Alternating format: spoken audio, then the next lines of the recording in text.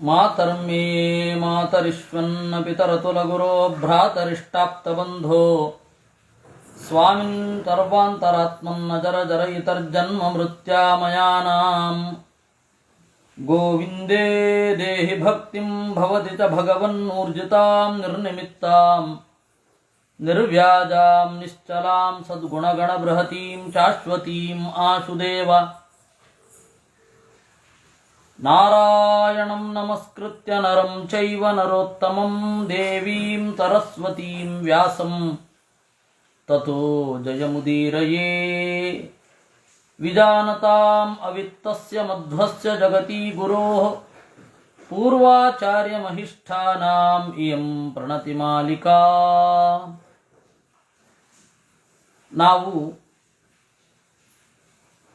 ಮಹಾಭಾರತ ತಾತ್ಪರ್ಯ ನಿರ್ಣಯದ ವೇದವ್ಯಾಸರ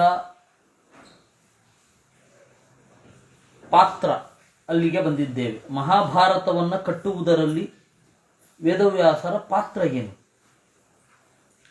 ಇವತ್ತು ವ್ಯಾಸತೀರ್ಥರ ಆರಾಧನೆ ಕೂಡ, ಅದರಿಂದಾಗಿ ವ್ಯಾಸತೀರ್ಥರ ಗ್ರಂಥಗಳ ಆಯ್ದ ಭಾಗಗಳನ್ನು ನಿಮ್ಮ ಮುಂದೆ ವಾಚಿಸಬೇಕು ಅಂತ ಇದೆ.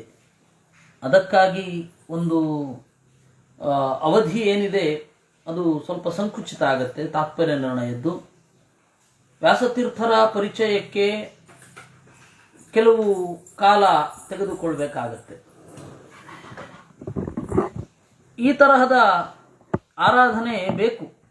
ಕಾರಣ ಏನು ಅಂದರೆ, ಗ್ರಂಥಗಳ ಮೂಲಕವೇ ಅವ್ರನ್ನ, ಅದೇ ಮಹಾತ್ಮರಿದ್ರೂ ಕೂಡ ಗ್ರಂಥ ಇಲ್ಲದೆ ಹೋದರೆ ಅವ್ರನ್ನ ಹೆಂಗೆ ಚಿಂತನೆ ಮಾಡೋದು?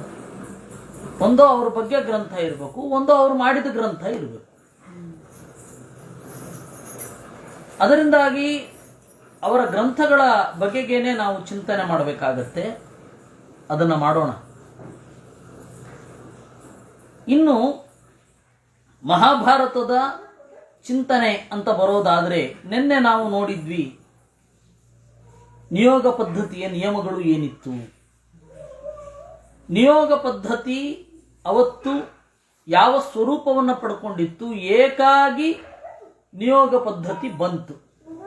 ಪರಶುರಾಮ ಎಲ್ಲ ಕ್ಷತ್ರಿಯರನ್ನು ನಾಶ ಮಾಡಿದಾಗ ಎಲ್ಲ ಕ್ಷತ್ರಿಯ ಹೆಣ್ಣು ಮಕ್ಕಳು, ಇದು ಮಹಾಭಾರತದಲ್ಲಿ ಬರುವಂಥದ್ದು, ಭೀಷ್ಮಾಚಾರ್ಯರು ಹೇಳುವುದು, ಎಲ್ಲ ಕ್ಷತ್ರಿಯ ಹೆಣ್ಣು ಮಕ್ಕಳು ಕೂಡ ಒಗ್ಗೂಡಿ ಬ್ರಾಹ್ಮಣರನ್ನು ಸಂಪರ್ಕಿಸಿ, ನಿಮ್ಮಿಂದ ನಮಗೆ ಮಕ್ಕಳಾಗಬೇಕು, ಆದರೆ ನಾವು ನಿಮಗೆ ಯಾವ ರೀತಿಯಲ್ಲಿಯೂ ಸಂಬಂಧ ಪಡೋದಿಲ್ಲ, ನಮ್ಮ ಮಕ್ಕಳು ನಿಮ್ಮ ಮಕ್ಕಳಲ್ಲ, ನಾವು ನಿಮ್ಮ ಹೆಂಡತಿಯರಲ್ಲ, ನಮ್ಮ ಆಸ್ತಿಯ ಮೇಲೆ ಕಣ್ಣಿಡಬಾರದು, ಒಂದು 108 ಷರತ್ತುಗಳನ್ನು ಹಾಕಿದರು. ಆಗ ಆಗಿನ ಕಾಲದ ಬ್ರಾಹ್ಮಣರು ಈ ಜನಾಂಗ ಮತ್ತೆ ಮುಂದುವರೆದರೆ ಸಾಕು ಅಂತ ಅನ್ನುವ ಒಳ್ಳೆ ಒಂದು ಕಾಲದಲ್ಲಿ ತಮಗೆ ದ್ರೋಹ ಮಾಡಿದ್ರಿಂದಲೇ ಪರಶುರಾಮ ಬಂದು ಕೊಂದದ್ದು. ಆದರೆ ಆ ಕಹಿಯನ್ನು ಇಟ್ಕೊಳ್ಳಿಲ್ಲ ಅವರು.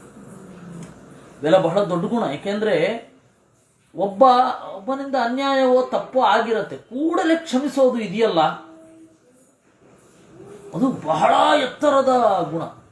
ಪಕ್ಕ ಕ್ಷಮಿಸೋದು, ಬಹಳ ಹೊತ್ತಾದ ಮೇಲೆ, ಬಹಳ ಏನೋ ಎಲ್ಲ ಆದಮೇಲೆ ಆಯಿತು ಅಂತ ಕ್ಷಮಿಸೋದಲ್ಲ, ಕೂಡಲೇ ಕ್ಷಮಿಸಬೇಕು ಒಂದು ತಪ್ಪನ್ನ. ಅವತ್ತಿನ ಕಾಲದಲ್ಲಿ ಅದಿತ್ತು. ಅವೆಲ್ಲ ತಪಸ್ಸಿಗೆ ಸಾಧನ. ಅವೆಲ್ಲ ಆ ಸಿಟ್ಟು ಒಳಗಡೆ ಇಟ್ಕೊಳ್ತು ಅಂದರೆ ಆ ತಪಸ್ಸು ಫಲಿಸೋಲ್ಲ. ಕೂಡಲೇ ಅದನ್ನು ಹೊರಗಡೆ ತೆಗೆದು ಬಿಡಬೇಕು. ದೀರ್ಘಕಾಲ ಯಾರಿಗೆ ಕೋಪ ಇರ್ತದೆ ಆ ತಪಸ್ಸು ಸಫಲ ಆಗೋದಿಲ್ಲ. ತಪಸ್ಸು ಸಫಲ ಆಗಬೇಕು ಅಂದರೆ ಆ ಥರದ್ದನ್ನೆಲ್ಲ ಕೂಡಲೇ ಸರಿಸಿ ಬೇಗ ಮುನ್ನುಗ್ಗುತ್ತಾ ಇರಬೇಕು. ಅವುಗಳನ್ನೆಲ್ಲ ಮನಸ್ಸಿಗೆ ಹಚ್ಕೊಳ್ಬಾರದು. ಅವೆಲ್ಲ ಸುಮ್ಮನೆ ಅನವಶ್ಯಕವಾದ ಗಂಟುಗಳು, ಅನ್ನೆಸೆಸರಿ ನಾಟ್ಸ್. ಮುಂದೋಗ್ತಾ ಇರಬೇಕು ಬೇಗ. ಅದರಿಂದಾಗಿ ಅಲ್ಲಿ ಇರುವಂಥದ್ದು ಇದು. ಹಾಗೆ ಬ್ರಾಹ್ಮಣರು ತ್ಯಾಗ ಮಾಡ್ತೇವೆ ಅಂತ ಒಪ್ಪಿಕೊಂಡ್ರು. ತಮ್ಮ ಪೂರ್ವಜರ ಮೇಲೆ ಆದ ಅನ್ಯಾಯ ಅದನ್ನು ಉದಾರವಾದ ಮನಸ್ಸಿನಿಂದ ಕ್ಷಮಿಸಿದರು. ಆದರೆ ಕ್ಷತ್ರಿಯರ ಹಾಗೆ ಕ್ಷಮಿಸಬೇಕು ಅಂತ ಇಲ್ಲ. ಆದರೆ ಕ್ಷಮಿಸಬಾರದವರ ಬಗೆಗೆ ಕ್ಷಮಿಸಲೇಬಾರದು. ಆ ಉದಾಹರಣೆ ಇಟ್ಕೊಂಡು ಈಗ ನಾವು ಕ್ಷಮಿಸಬೇಕು ಅಂತ ಅದನ್ನೆಲ್ಲ ಕ್ಷಮಿಸಲೇಬಾರದು. ಯಾಕೆಂದ್ರೆ ಅವರು ಯಾವತ್ತಿದ್ರೂ ವಿಷವೇ. ನಾನು ಯಾರ ಬಗ್ಗೆ ಹೇಳ್ತಾ ಇದ್ದೀನಿ ಅಂತ ನಿಮ್ಗೆ ಅರ್ಥ ಆಗಿರಬಹುದು. ಅದರಿಂದಾಗಿ ಅವಾಗ ಬ್ರಾಹ್ಮಣರು ಅಲ್ಲಿ ಕ್ಷಮಿಸಿದ್ರು ಅಂತ ಹೇಳಿ ಇಲ್ಲಿ ಕ್ಷಮಿಸುವ ಅಗತ್ಯ ಇಲ್ಲ. ಇನ್ನೊಮ್ಮೆ ಸ್ಪಷ್ಟಪಡಿಸ್ತಾ ಇದ್ದೇನೆ. ಅವತ್ತು ಅವ್ರು ನೋಡಿದ್ರು ಕ್ಷಮೆಗೆ ಯೋಗ್ಯರು ಪಾತ್ರರು ಅಂತಾದರೂ ಕ್ಷಮಿಸುವುದು. ಈ ಹಿನ್ನೆಲೆಯಲ್ಲಿ ನಿಯೋಗ ಪದ್ಧತಿ ಬಂತು. ಆಗ ವೇದವ್ಯಾಸರು ಹೇಳಿದ್ರು, ನೋಡಪ್ಪ, ಲಕ್ಷ್ಮೀದೇವಿ ಬಿಟ್ಟರೆ ಯಾರೂ ಕೂಡ ನನ್ನ ಅಂಗ ಸಂಘಕ್ಕೆ ಯೋಗ್ಯರಲ್ಲ. ನಿಮಗೆ ಏನಾದರೂ ಬೇಕಾದರೆ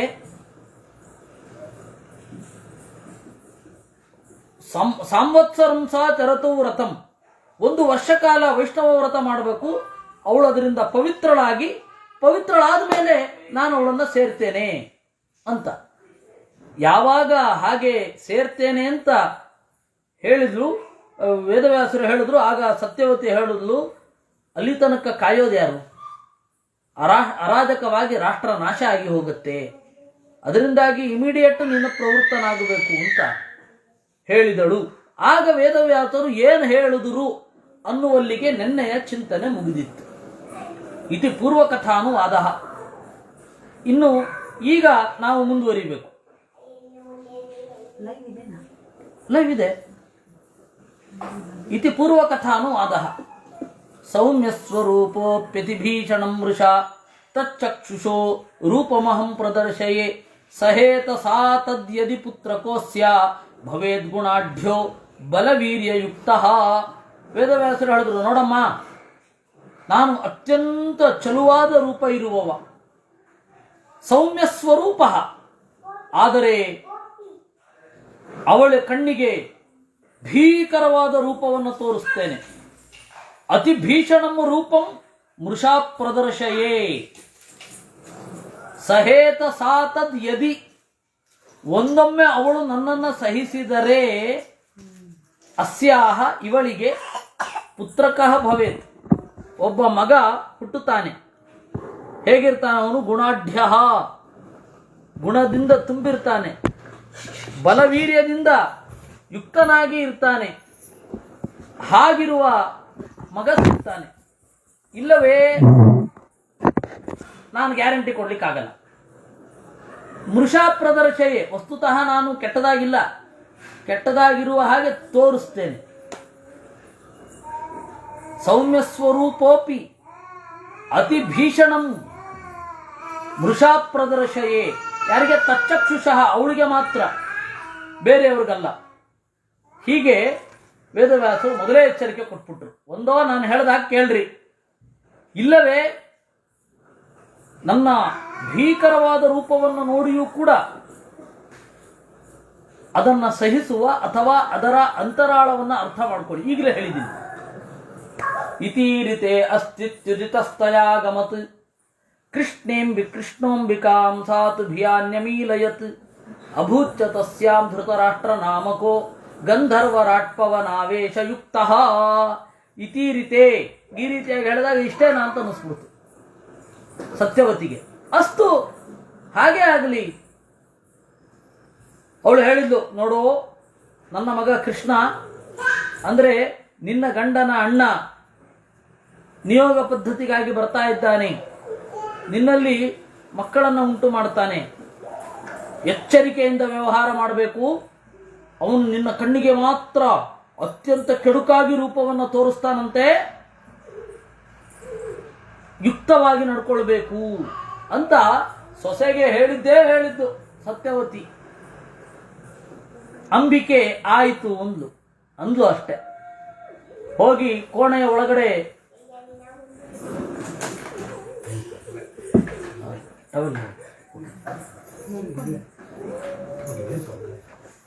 ಹೀಗೆ ಅಭೂಚ್ಚ ತಸ್ಯಾಂ ಧೃತರಾಷ್ಟ್ರ ನಾಮಕಃ. ಅವಳಲ್ಲಿ ಅಂಬಿಕೆ ಏನು ಮಾಡಿದಳು ನೋಡಿದ್ಲು. ಅತ್ತೆ ಹೇಳಿದ ಎಚ್ಚರಿಕೆ ಎಲ್ಲ ಹಾರಿ ಹೋಯ್ತು. ಸಾತು ಭಿಯಾನ್ಯಮೀಲಯತ್, ಭಯದಿಂದ ಕಣ್ಣು ಮುಚ್ಚಿಬಿಟ್ರು. ಅಭೂಚ್ಚ ತಸ್ಯಾಂ ಧೃತರಾಷ್ಟ್ರ ನಾಮಕಃ. ಅವಳಲ್ಲಿ ಒಬ್ಬ ಮಗ ಹುಟ್ಟಿದ. ಅವನು ಯಾರು ಅಂತಂದ್ರೆ ಗಂಧರ್ವರ ದೊರೆ ಅವನು. ಅವಾಗಿಯೂ ಅವನ ಹೆಸರು ಧೃತರಾಷ್ಟ್ರ ಅಂತಾನೆ.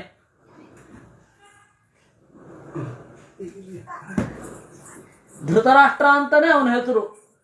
ಹೋದ ಜನ್ಮದಲ್ಲಿಯೂ ಕೂಡ ಧೃತರಾಷ್ಟ್ರ ಅಂತ. ಗಂಧರ್ವರಾಜನ ಹೆಸರು ಧೃತರಾಷ್ಟ್ರ, ಇಲ್ಲಿಯೂ ಕೂಡ ಅವನ ಹೆಸರು ಧೃತರಾಷ್ಟ್ರ ಅಂತಾನೆ ಇಟ್ಟದ್ದು. ಅವನಿಗೆ ಎಂತಹ ಬಲ ಇತ್ತು ನೋಡಿದೀವಿ. ಉಕ್ಕಿನ ಪ್ರತಿಮೆಯನ್ನು ಅಪ್ಪುಗೆಯಿಂದ ಪುಡಿ ಮಾಡಿದವ. ಅಷ್ಟು ಬಲ ಬರಲಿಕ್ಕೆ ಏನು ಕಾರಣ? ಪವನಾವೇಶಯುಕ್ತ, ಪ್ರಾಣದೇವರ ಆವೇಶ ಇತ್ತು. ಸಮಾರುತಾವೇಶವಚಾದ್ಬಲಾಧಿಕೋ ಬಭೂವ ರಾಜ ಧೃತರಾಷ್ಟ್ರ ನಾಮ ಅದಾದ್ವರಂ ಚಾಸ್ಯ ಬಲಾಧಿಕತ್ವಂ ಕೃಷ್ಣೋಂಧ ಆಸೀತ್ ಸತು ಮಾತೃದೋಚತಃ. ಮುಖ್ಯ ಪ್ರಾಣನ ಆವೇಶ ಇದ್ದದ್ರಿಂದ ಬಲಾಧಿಕ, ಅತ್ಯಂತ ಬಲಿಷ್ಠನಾದ. ಈ ಜನ್ಮದಲ್ಲಿಯೂ ಅವನ ಹೆಸರು ಧೃತರಾಷ್ಟ್ರನೇ. ಈ ಜನ್ಮದಲ್ಲಿಯೂ ಅವನ ಹೆಸರು ಧೃತರಾಷ್ಟ್ರ ಅಂತಾನೆ. ನಿಜವಾಗಿಯೂ ವೇದವ್ಯಾಸರು ಎಷ್ಟು ಕರೆಕ್ಟ್ ಆಗಿಟ್ರು ಅಂದ್ರೆ ರಾಷ್ಟ್ರವನ್ನ ಗಟ್ಟಿಯಾಗಿ ಹಿಡ್ಕೊಂಡು ಕೂತ್ಕೊಂಡ್ಬಿಟ್ಟಿದ್ದ. ಧೃತರಾಷ್ಟ್ರ ಅಂಧ ಆಸೀತ್, ಬಲ ಇದೆ, ಕುರುಡನಾದ. ಯಾಕೆ? ಮಾತೃದೋಷತಃ, ತಾಯಿಯ ದೋಷದಿಂದ. ತಂದೆ ತಾಯಿಗಳ ಆಸ್ತಿ ಬರುವ ಹಾಗೆ ದೋಷವೂ ಬರಲೇಬೇಕು ತಾನೆ. ಏನ್ ಮಾಡ್ಲಿಕ್ಕಾಗಲ್ಲ, ಒಪ್ಕೊಳ್ಬೇಕಷ್ಟೆ. ಅದರಿಂದಾಗಿ ಸಮಾರುತಾವೇಶವಶಾತ್ ಜ್ಞಾತ್ವಾ ತಮಂಧಂ ಪುನರೇವ ಕೃಷ್ಣಂ ಮಾತಾಬ್ರವೀಜ್ಜನಯಾನ್ಯಂ ಗುಣಾಢ್ಯಂ ಅಂಬಾಲಿಕಾಯಾಮಿತಿ ತತ್ತಥಾ ಕರೋತ್ ಭಯಾತ್ತು ಸಾ ಪಾಂಡುರಭೃಮೃಚಾದೃಕ್. ಈ ರೀತಿಯಾಗಿ ಧೃತರಾಷ್ಟ್ರ ಹುಟ್ಟಿದ. ಅಂಶಾವತರಣ ಪರ್ವದಲ್ಲಿ ಅವನ ಬಗ್ಗೆ ಏನಿದೆ ಅಂತ ನೋಡಬೇಕು. ನೋಡಿ, ಆಶ್ರಮವಾಸಿಕ ಪರ್ವದಲ್ಲಿ ಹೇಳ್ತಾರೆ, ಗಂಧರ್ವರಾಜೋ ಯೋ ಧೀಮಾನ್ ಧೃತರಾಷ್ಟ್ರ ಇತಿ ಶ್ರುತಃ ಸಯೇವ ಮಾನುಷೇ ಲೋಕೆ ಧೃತರಾಷ್ಟ್ರ ಪತಿಸ್ತವ ಅಂತಾರೆ.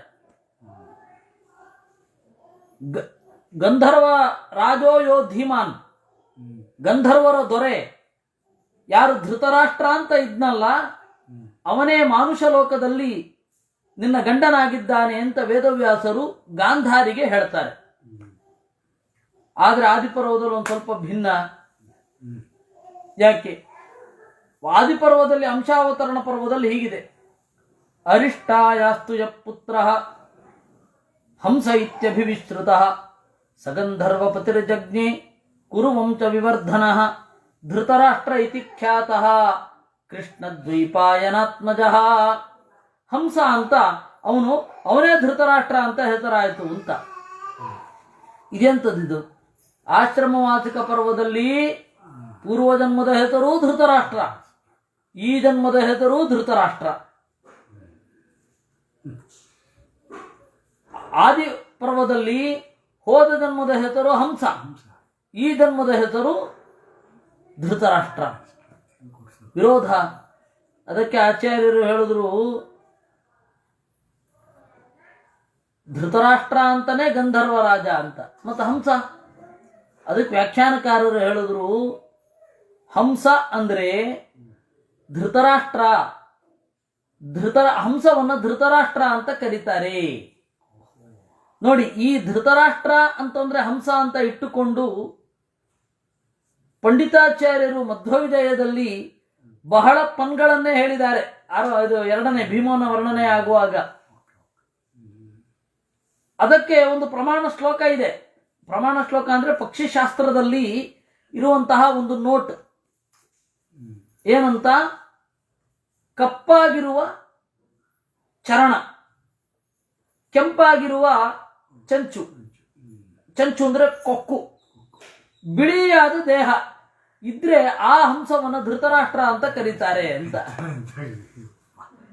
ಅದರಿಂದಾಗಿ ಹಂಸ ಇತ್ಯಭಿವಿಸ್ತೃತ ಅಂದ್ರೆ ಧೃತರಾಷ್ಟ್ರ ಅಂತಾನೆ ಅರ್ಥ. ಹಂಸ ಅಂತನ್ನೋದು ಅವನ ಅಪರನಾಮ. ಹೀಗೆಲ್ಲ ವೇದವ್ಯಾಸರು ಪ್ರಯೋಗ ಮಾಡ್ತಾರೆ. ಸರಿ, ಮಧ್ವಾಚಾರ್ಯರು ತಾತ್ಪರ್ಯ ನಿರ್ಣಯ ಬರೆದ್ರು. ಆಮೇಲೆ ಕೂಡ ಯಾರೂ ಕೂಡ ಆದಿಪರ್ವವನ್ನು ರೆಫರ್ ಮಾಡಿ, ಆಶ್ರಮವಾಸಿಕ ಪರ್ವವನ್ನು ರೆಫರ್ ಮಾಡಿ, ಇಲ್ಲಿ ಹಂಸ ಅಂತ ಇದೆ, ಹಂಸ ಅಂತಂದ್ರೆ ಧೃತರಾಷ್ಟ್ರ ಅನ್ನೋದರ ಇನ್ನೊಂದು ಹೆಸರು ಅಂತ ಯಾರೂ ಹೇಳಿಲ್ಲ. ದೇವರ ದಯದಲ್ಲಿ ನಿರ್ಣಯ ಭಾವಚಂದ್ರಿಕಾಕಾರರು ಬರಬೇಕಾಯ್ತು.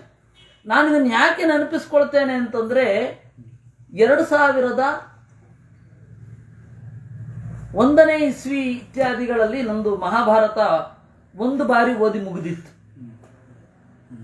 ಅಂಶಾವತರಣ ಪರ್ವವನ್ನು ನೋಡುವಾಗ ನನಗೆ ಯಾವುದೋ ಹಂಸ ಇತ್ಯಭಿವಿಶ್ರುತ ಅಂತಾರೆ, ಇದೆಂಥದ್ದಿದು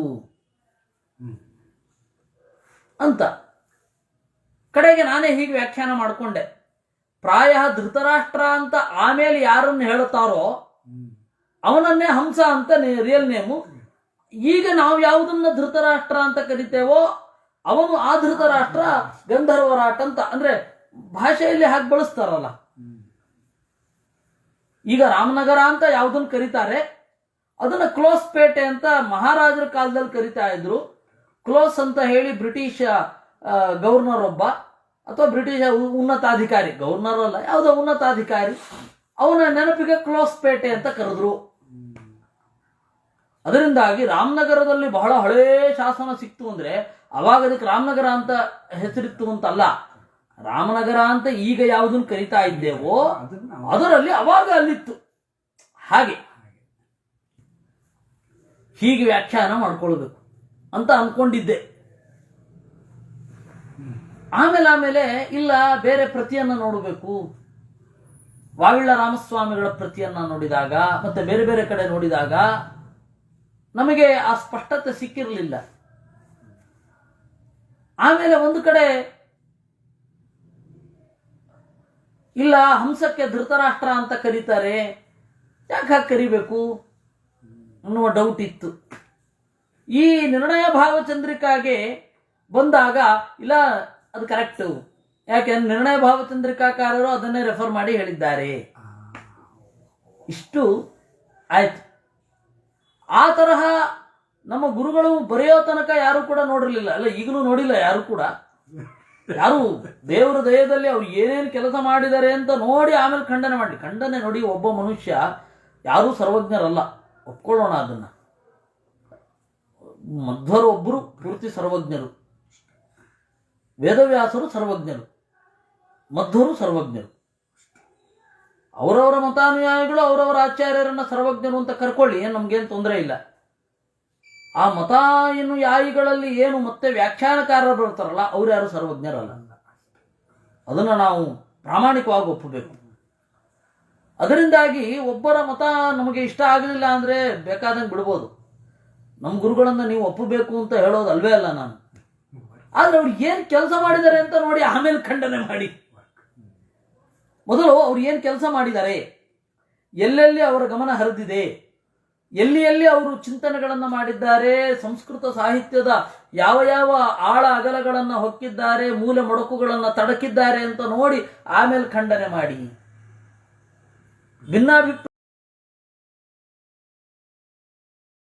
ಭಿನ್ನಾಭಿಪ್ರಾಯ ಇರಬೇಕು, ಇದ್ರೆ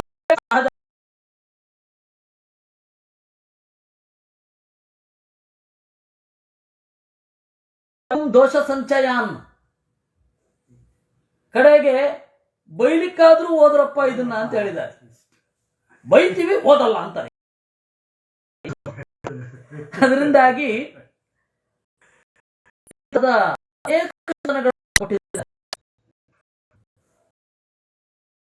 ಅಲ್ಲಿಂದ ಮುಂದೋಗೋಣ. ಅದರಿಂದಾಗಿ ಹಂಸ ಧೃತರಾಷ್ಟ್ರ, ಧೃತರಾಷ್ಟ್ರ ಅನ್ನೋದನ್ನ ಹಂಸ. ಇನ್ನು ಅಂತ ಆಚಾರ್ಯ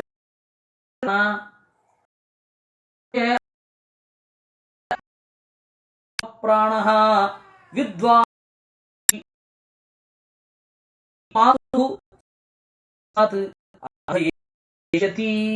ಅಂತ.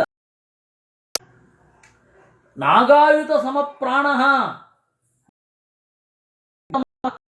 ಅಂದ್ರೆ 10,000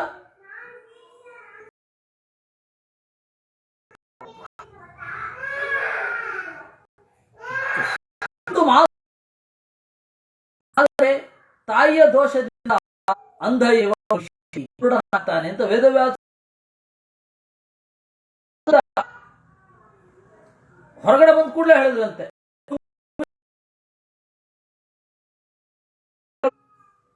ಅವಳು ಕಣ್ಕೊಂಡು ವೇದವ್ಯಾಸರೇನು ಮೈ ಮುಟ್ಲಿಲ್ಲ. ಅವರು ದಡ್ಡ ಹೊರಗಡೆ ಬಂದ್ರು. ಇವನಿಗೆ ಒಳ್ಳೆ ಹೊಲ ಇರುತ್ತೆ, ಆದರೆ ಕಿಂತು ಮಾತುಸ್ತವೈಗುಣ್ಯ ದಂಧಯ ದೋಷದಿಂದಾಗಿ ಅವನು ಕುರುಡನಾಗ್ತಾನೆ ಅಂತ ಹೇಳಿಬಿಟ್ರು.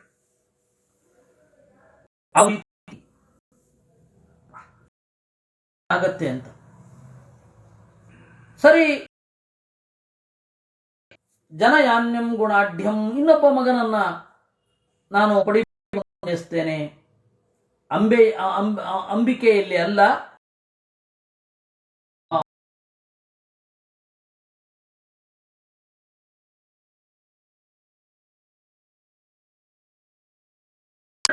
ಅಂಬಾಲಿಕೆ, ಅವಳಲ್ಲಿ ಯಥಾ ಪ್ರಕಾರ ಅತ್ತೆ ತಲೆ ಕಣ್ಣು ಮುಚ್ಚಬೇಡ ಅಂದಾಗೋಗ್ತಾನೆ. ಆಯ್ತು, ಅವಳು ಕಣ್ಣು ಮುಚ್ಚಲಿಲ್ಲ, ಭಯ ಕಣ್ ತಕೊಂಡೇ ಇದ್ಲು. ಭಯದಿಂದ ಬಿಳಿಸಿಕೊಂಡು ಬಿಟ್ಲು. ಭಯಾತ್ತು ಸಾ ಪಾಂಡುರಭೂತ್. ಪಾಂಡು ಅಂದ್ರೆ ಬಿಳಿಚು.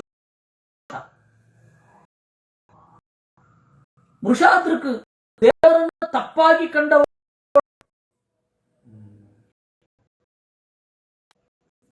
ಪರಾವಹೋ ಭವತ್ ವರ್ಣೇನ ವಾಯೋ ಶಸ್ತ್ರಾಸ್ತ. ಪರಾವಹ ಅಂತನ್ನುವ ಮರುತ್, ವರ್ಣೇನ ಪಾಂಡು,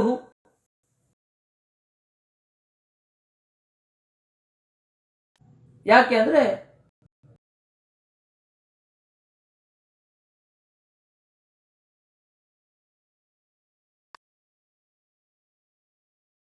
ಧೃತರಾಷ್ಟ್ರ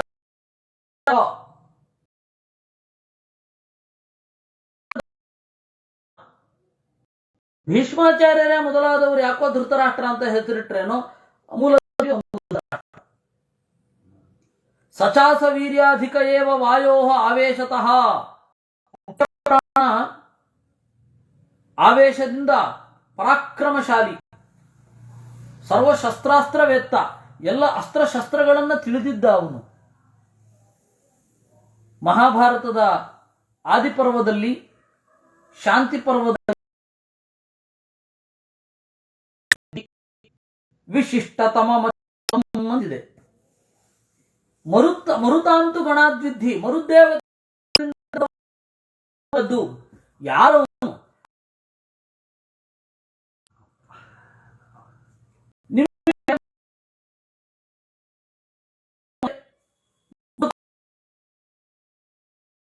ಭೃತಾಂಬರಃ ಪಾಂಡುರ್ಜಜ್ಞೆ ಮಹಾಬಾಹು ಅಂತ.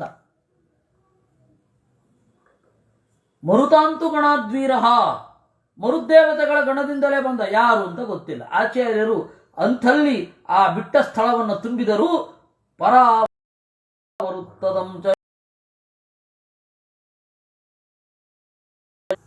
ತಸ್ಮೈ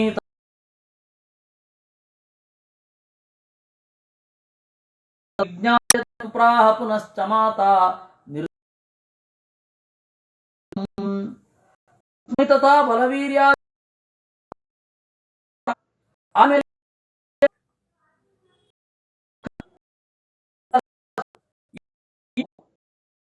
ವೀರ್ಯದಲ್ಲಿ ಮಿಗಿಲಾಗಲಿ ಅಂತ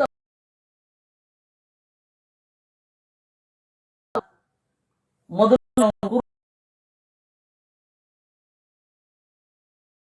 ನಿರ್ದೋಷಮನ್ಯಂ, ಈ ದೋಷ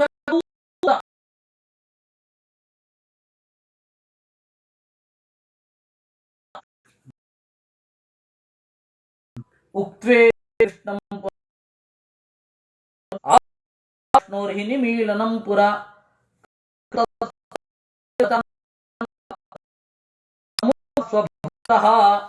ಈ ರೀತಿಯಾಗಿ ಆಯ್ತು ಒಂದ ದೇವರು, ವೇದವ್ಯಾಸರ ಆಯ್ತು ಒಂದು. ಅಂಬೆಯ ಧೃತರಾಷ್ಟ್ರನ ತಾಯಿ, ನೋಡು ನೀನು ಮೊದಲು ತ್ವಯಾ ಅಕ್ಷ್ಣ ಈ ಹಿಂದೆ ನೀನು ಕಳಿಸಿದ್ರೆ ಅದರಿಂದ ಅದರಿಂದ ಭಕ್ತಿಯಿಂದ ವೇದಾಪ್ಯಸ್ಯ ಹಿಮಾಯಯಾತ ಭೀತಾ ಭುಜಿ ಸಾತಂ ಪರಾನಂದತನಂ ಪ್ರಾಪ್ಯ ಭಕ್ತ್ಯಾ ಪರಯೈವರೇಮೇ ಇತೀರಿತಾಪಿ. ಈ ರೀತಿಯಾಗಿ ಹೇಳಿದ ಮೇಲೂ ಕೂಡ ಮಾಯಯಾ ಭೀತ, ಅಯ್ಯೋ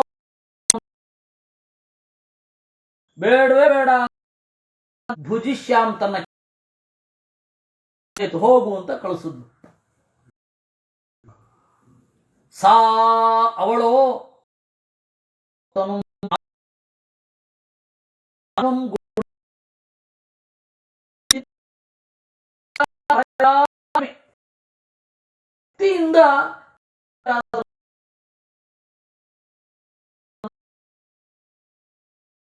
ವೈಷ್ಣವ ವ್ರತದಿಂದ ಏನು ಮಾನಸಿಕ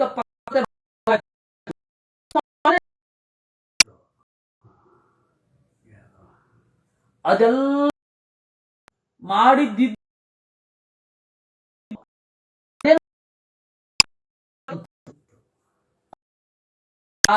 ಪಕ್ವತೆ ಮತ್ತೆ ಆತ್ಮದ ಉನ್ನತಿ ಅನ್ನೋದು ಹೊರಗಡೆಯ ಯಾವ ಸಂಗತಿಯನ್ನು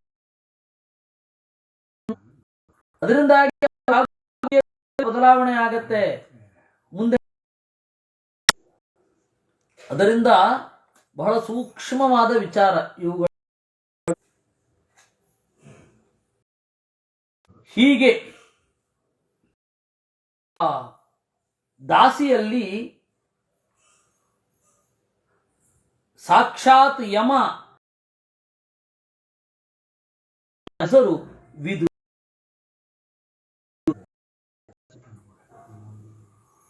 ವಿದುರ ಅಂತ.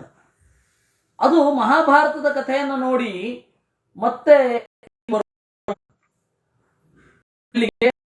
ಈ ತಾತ್ಪರ್ಯ ನಿರ್ಣಯಕ್ಕೆ ಬರೋಣ. ಅಲ್ಲಿ ಏನಿದೆ,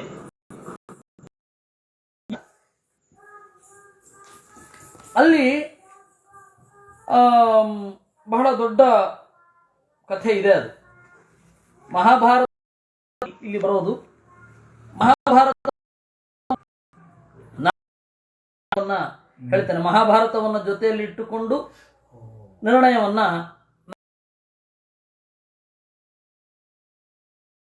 ಇಲ್ಲಿ ನೋಡಿ ಅಂತ ಪೂರ್ವ ಸೂಚ್ಯ. ನಿಮಗೆ ಸಾಧ್ಯ ಇದ್ದರೆ ನಾಳೆ ಇಟ್ಟುಕೊಳ್ಳಿ. ಸಾಫ್ಟ್ ಕಾಪಿ ಎಲ್ಲಾದ್ರೂ ಇಟ್ಕೊಳ್ಳಿ, ಮೂಲ ಇದ್ರೆ ಅದನ್ನಾದ್ರೂ ಇಟ್ಕೊಳ್ಳಿ. ಇರತ್ತೇನೋ ನಾವು ಇಟ್ಟುಕೊಳ್ಳುವ ಮೂಲದಲ್ಲಿ ನೀವು ಇಟ್ಟುಕೊಳ್ಳುವ ಮೂಲದಲ್ಲಿ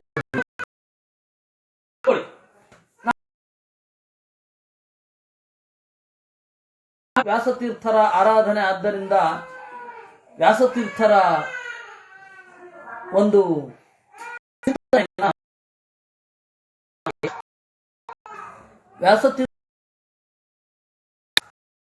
ವ್ಯಾಸತ್ರಯ ಅಂತ ಅದನ್ನ ವ್ಯಾಸತ್ರಯ ತರ್ಕತಾಂಡವ, ಇನ್ನೊಂದು ಚಂದ್ರಿಕಾ. ಇದಲ್ಲದೆ ಭೂಷಣ ಅಂತ ಒಂದು ಆಚಾರ್ಯರ ಗ್ರಂಥ ಇದೆ.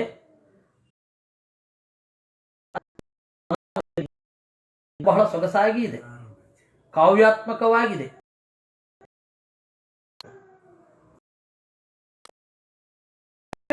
ಅನ್ನುವ ಒಂದು ಗ್ರಂಥ ಇದೆ, ಮಧ್ವರದ್ದು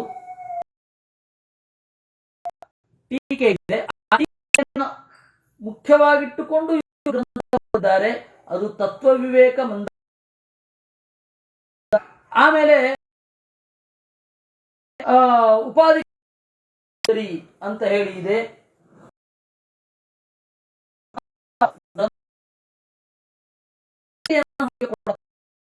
ಒಂದು ವಿಚಾರವನ್ನ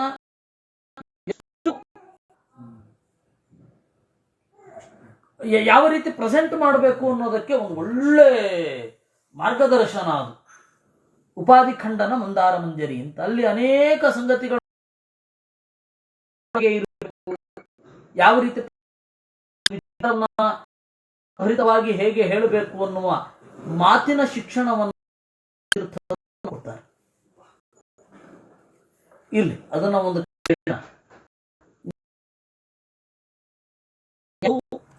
ಸುಮಾರು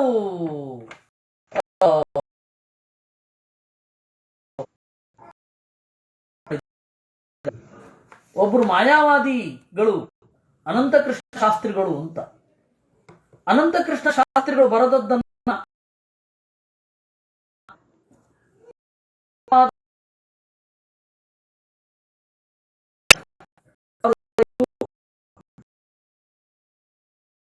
ಮಾಯಾವಾದ ಬಂದು ಅದರ ಹಂತದಲ್ಲಿ ಎಷ್ಟೋ ಗ್ರಂಥಗಳು ಬಂದ್ಬಿಟ್ಟಿದೆ.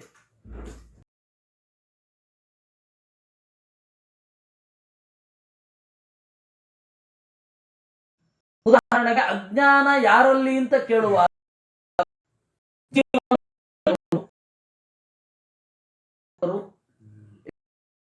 ಭಿನ್ನ ಅಭಿಪ್ರಾಯಗಳು ಅಲ್ಲಿದೆ. ಅದರಿಂದಾಗಿ ಬೆಳೆಯುವ ಪ್ರತಿಯೊಂದು ಮತ ಇದ್ದೇ ಇರುತ್ತೆ.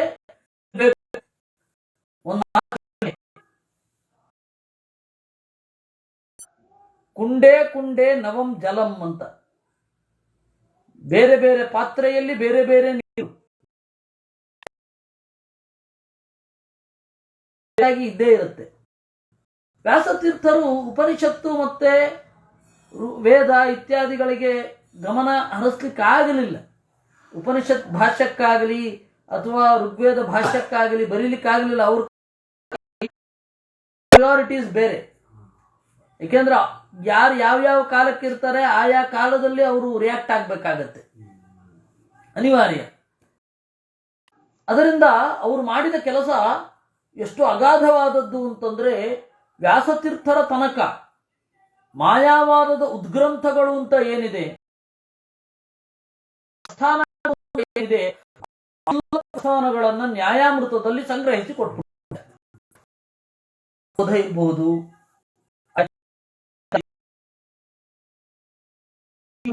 ಆಚಾರ್ಯರು ಅವರು ಬೇಕಾದಷ್ಟು ಜನ ಅವ್ರದೆಲ್ಲ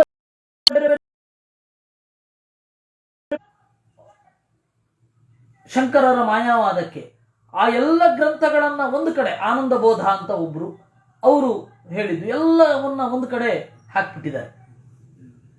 ಅದರ ಬಗ್ಗೆ ಮಾಯಾವಾದ ಶಾಸ್ತ್ರಿಗಳು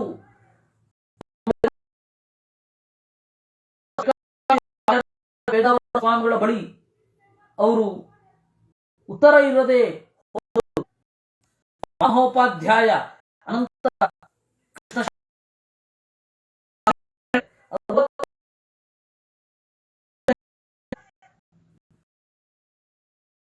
ಪ್ರಸ್ತಾವ ತತ್ರ ತತ್ರ ನ್ಯಾಯ ಮಕರಂದ ಚಿತ್ಸು ಅದ್ವೈತ ದೀಪಿಕಾದಿ ಗ್ರಂಥೇಶು ವಿಷಕಲಿತತೆಯ ಉಪಲಭ್ಯಮಾನಾನ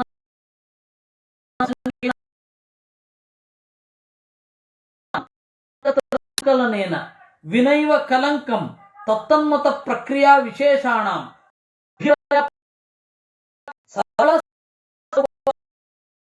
ವ್ಯಾಸತೀರ್ಥ ಏವ ನ್ಯಾಯಾಚಾರ್ಯಾಃ ಮೂಲಾಚಾರ್ಯಾಃ ಅತಿಶಯೋಕ್ತಿ ರೀತಿ ವಯಂ ವಿಶ್ವಸಿಮಃ. ನ್ಯಾಯಾಮೃತ ಮುಂದೆ ಕೊಡುವಾಗ ನ್ಯಾಯ ಚಿತ್ಸುಕಿ, ಪ್ರಮಾಣ, ಅದ್ವೈತ ದೀಪಿಕಾ ಇವೆಲ್ಲ ಉದ್ಗ್ರಂಥಗಳು. ಆ ಎಲ್ಲ ಉದ್ಗ್ರಂಥಗಳ ಯಾವುದೇ ತಪ್ಪು ಇಲ್ಲದೆ ಮಾಡಿದ್ದಾರೆ. ಅದರ ಅಭಿಪ್ರಾಯವನ್ನು ಹೇಳುವಾಗ ತಪ್ಪು ಮಾಡಿಲ್ಲ. ಮಾಡುವಾಗ ತಪ್ಪು ಮಾಡೋದು, ಅದರಲ್ಲಿರೋದನ್ನ ಸರಿಯಾಗಿ ಅರ್ಥ ಮಾಡ್ಕೊಳ್ಳದೆ ಇರೋದು, ಇವಾಗ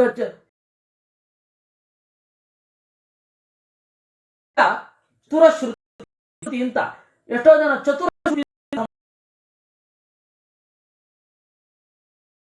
ಸೂಜೀರಿಗೆಯನ್ನ ಮೇಣ ಸೂಜೀರಿಗೆ ಅಂತ ವಿಭಾಗ ಮಾಡಿ ಎಷ್ಟು ಹಾಸ್ಯಾಸ್ಪದ. ಚತುರಶ್ರುತಿ ಅಂತ ಇರೋದನ್ನ ಚತುರಶ್ರುತಿ ಅಂತ. ವ್ಯಾಸತೀರ್ಥ ಉಲ್ಲೇಖದಲ್ಲಿ ಅದನ್ನ ಮಹಾಮಹೋಪಾಧ್ಯಾಯ ಅನಂತ ವಿಮರ್ಶನ ಕುತೂಹಲ ಅಧಮರಣಾಯವನ್ ನ್ಯಾಯಾಮೃತ ಕಾರಾಣಾಂ.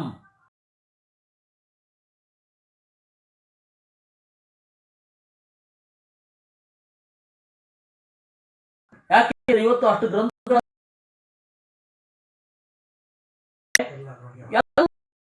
ಮಾಡಿಕೊಟ್ಟಿದ್ದಾರೆ. ಆ ಸಬ್ಜೆಕ್ಟ್ ನಾವು ಒಪ್ಕೊಂಡಿದ್ದೇವೆ. ಸರ್ವತಂತ್ರ ಸ್ವತಂತ್ರಾಣ ತೀರ್ಥ ಅನಿತರ ಸಾಧಾರಣ ಮಹಿಮ ಸರ್ವ ವಿದ್ಯಾಧಿಷ್ಠಾನ ದೇವತಾ ಶಾಂತ ಪ್ರಕೃತಯಶ್ಚ. ಅವರ ಬರಹವನ್ನು ಗಮನಿಸಿದರೆ ಪ್ರಾಯ ತೀರ್ಥರು ಶಾಂತವಾದ ಮೊದಲವರಾಗಬೇಕು.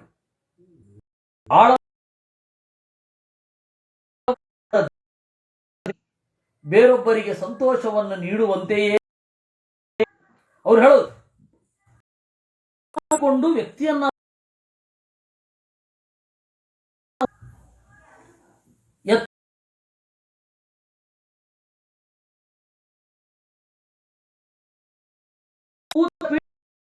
ಆದರೆ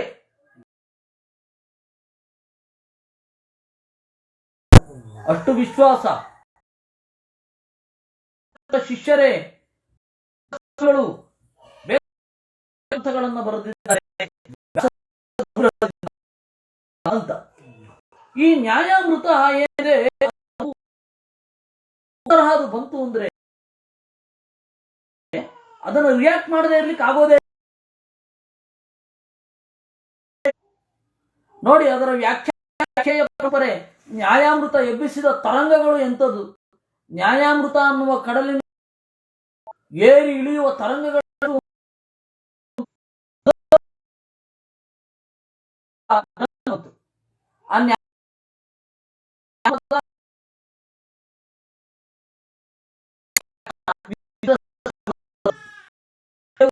ಎರಡು ಗ್ರಂಥ ಇವತ್ತು ಉಪಲಬ್ಧಿ ಇಲ್ಲ. ಲಘ್ವಾಮೋದಮ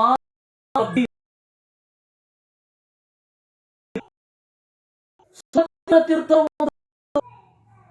ನ್ಯಾಯಾಮೃತಕ್ಕೆ ವ್ಯಾಖ್ಯಾನ ಬರೆದಿದ್ದಾರೆ. ನ್ಯಾಯ ಸುಜ್ಞಾನೇಂದ್ರ ತೀರ್ಥರು ಬರೆದಿದ್ದಾರೆ. ಲಕ್ಷ್ಮೀ ತೀರ್ಥರು ಕಟುವಾಗಿ ರಾಘವೇಂದ್ರ ಸ್ವಾಮಿಗಳನ್ನು ವಿಮರ್ಶೆ ಮಾಡ್ತಾರೆ. ನೆನಪಿರ್ಲಿ, ಅಂದ್ರೆ ಎಲ್ಲರಿಗೂ ಅವರ ಇದ್ದೇ ಇತ್ತು ಅನ್ನೋದು.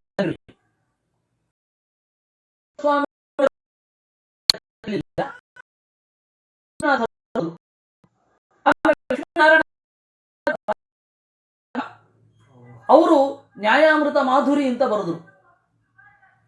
ಇನ್ನು ಐ.ಜಿ. ವೆಂಕಟರಾಮಾಚಾರ್ಯರು ವ್ಯಾಸತತ್ವಜ್ಞರು ಆಮೇಲೆ ಆದರೂ ಅವರು ನ್ಯಾಯಾಮೃತ ಮಕ್ಷಿಕಾ ವ್ಯಜನ ಅಂತ, ನ್ಯಾಯ ಎಂಬ ಅಮೃತಕ್ಕೆ ಇಣಿಕೆ ಹಾಕಿ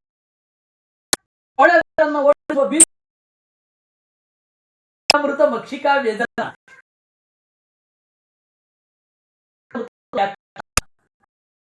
ಗಿರಿಯಾಚಾರ್ಯರು ಅಂತ ರಸಕೂಲಕ್ಷ ಅಂತ ಬರೆದ್ರು. ರಾಮಾಚಾರ್ಯರು ನ್ಯಾಯಾಮೃತ ತರಂಗಿಣಿ ಅಂತ ಬರೆದ್ರು. ಮಿಶ್ರರು ಅವರು ಮಧ್ಯಪ್ರದೇಶದವರು, ಕರ್ನಾಟಕದವರಲ್ಲ, ಇಡೀ ದಕ್ಷಿಣ ಪ್ರಾಂತ್ಯದವರೇ ಅಲ್ಲ. ಅವರು ನ್ಯಾಯ ಅಂತ ಗ್ರಂಥ ರಚನೆ ಮಾಡ. ಆಮೇಲೆ ತರಂಗಿಣಿ ಸೌರಭ ಅಂತ ಆಚಾರ್ಯರು ನ್ಯಾಯಾಮೃತ ವ್ಯಾಖ್ಯಾನವನ್ನು ಬರೆದರು. ಶ್ರೀ ಸ್ವಾಮಿರಾಯಾಚಾರ್ಯರು ನ್ಯಾಯಾಮೃತ ವ್ಯಾಖ್ಯಾನವನ್ನು. ನ್ಯಾಯಾಮೃತ ಗ್ರಂಥ ಎಷ್ಟು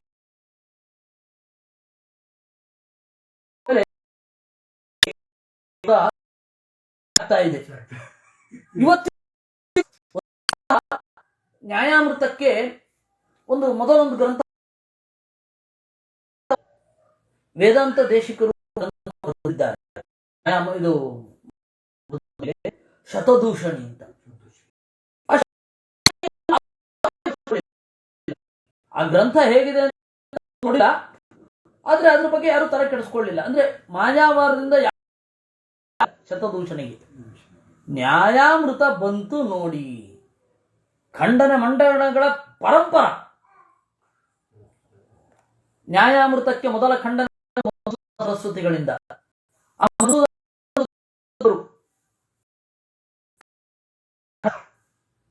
ಆಮೇಲೆ ಆ ಖಂಡನೆಗೊಂದು ಖಂಡ,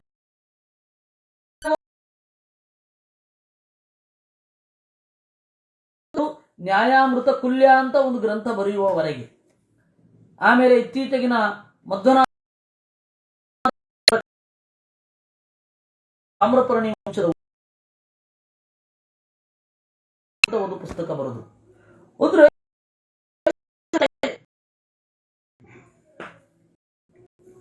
ನಾನು ನ್ಯಾಯಾಮೃತವನ್ನು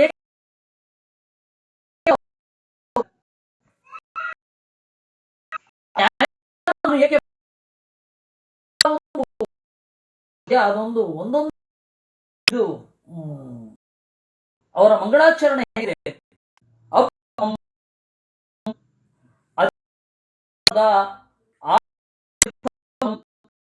ತಾಪತ್ರಯಾಪಹಂ ಅಂತ ಎಷ್ಟು ಚಂದ ಅದು ನೋಡಿ. ಅದು ಎಷ್ಟು ಕಾವ್ಯ ಗುಣ ಇದೆ ಅದರಲ್ಲಿ. ವೇದವ್ಯಾಸರು ಮಧ್ವಾಚಾರ್ಯರು ಎನ್ನುವ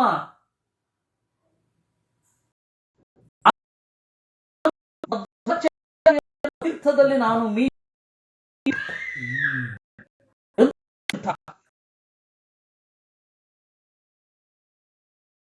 ಸರೋವರದಲ್ಲಿ ಸುಳಿ ಸುಳಿಗಳಿಲ್ಲ.